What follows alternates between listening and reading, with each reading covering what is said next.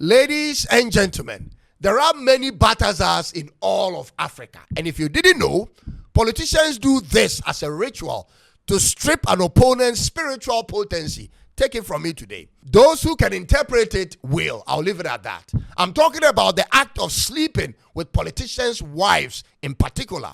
It isn't a new thing. Politics, just like business everywhere in the world, is more spiritual than physical. Don't let anybody fool you, ladies and gentlemen. If I had never worked with the Chinese and Japanese and Americans, I would never know this.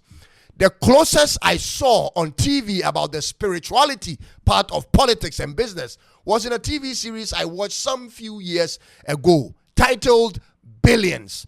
You have to see this show.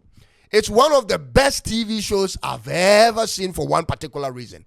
I think it's season 5, episode 1. I saw this particular scene.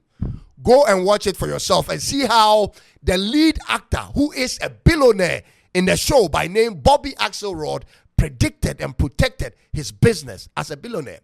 It's crazy, and you cannot be naive whether you want to enter into politics or in business. There is always a force and a reason behind why politicians and business people do what they do.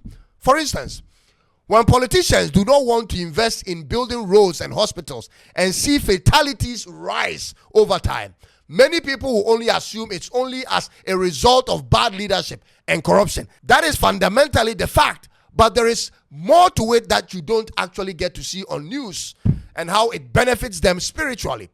The world is a messed up place. That's what I'm trying to tell you.